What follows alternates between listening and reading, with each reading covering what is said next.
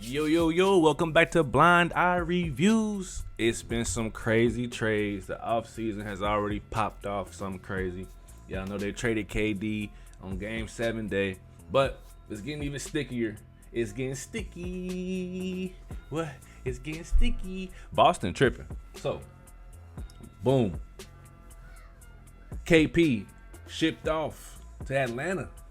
3-team trade. I don't like it. I love it for Atlanta. Trae Young. I think Trae Young and KP gonna be great, and they still kept Capella, so that makes them have a lot more height and another defender in the paint. Fire. For Boston though, I think it's stupid. I mean, I know they had to do the movements because the second apron, and they saved up a bunch of money. I just would have let a couple other people go other than KP, and we're going to get to another person that got let go in a second. But I think the KP trade was crazy to me. 1 year removed from a championship, and they're letting go of key players from that run. I mean, I think KP was injured though, but he was a key piece for them, period. So, they shipped him out, and they did not get anything back for defense. So, I don't know how that's going to work out. Boom. This also happened. Drew Holiday for Anfernee Simons. I got some highlights here from him. He's a dog.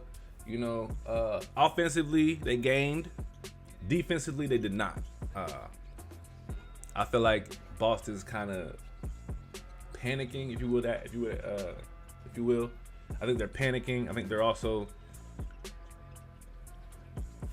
trying to build a team that can sustain without Tatum.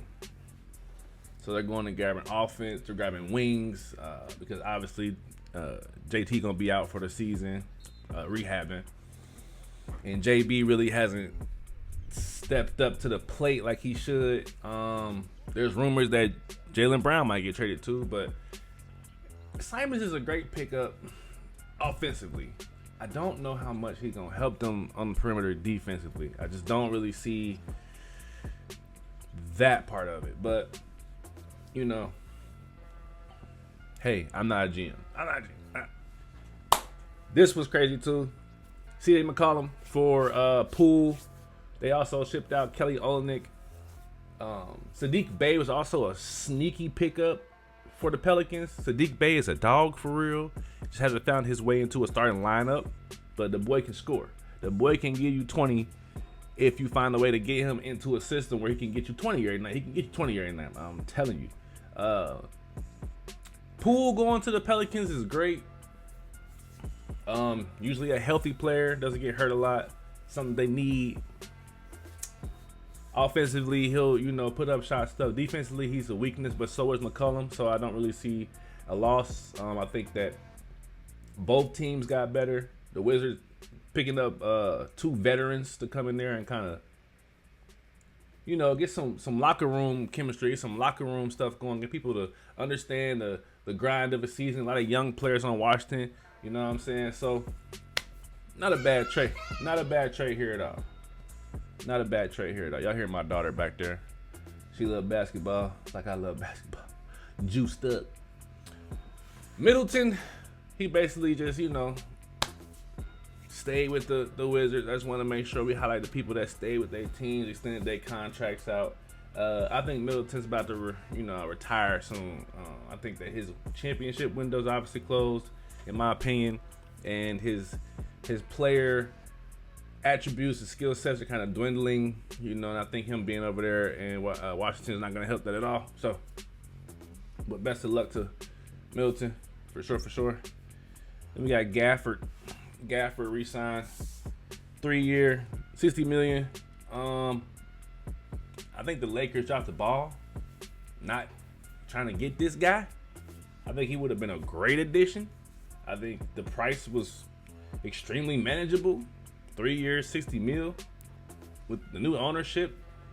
Why not? But here we are.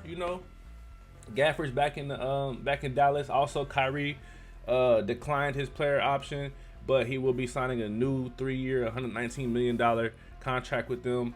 So the Mavericks are retaining players. The Mavericks are looking good, and they have the #1 draft pick. They're gonna get Cooper Flag. So They look great. I ain't gonna lie. Mavericks look great. The Mavericks look great. And then one more rumor. Big rumor here. Bam Adebayo might be going to LA in a trade. I'm pretty sure that trade would have to have something of the likeness of like Austin Reeves, Rui Hachimura, draft pick.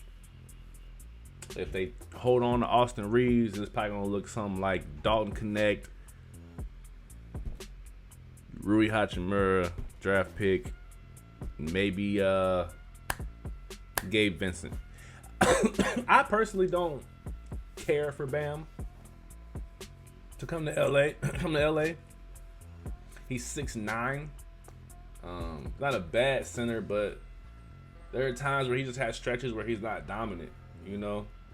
And the last thing that Luka and LeBron need is a center who just can't do anything on their own.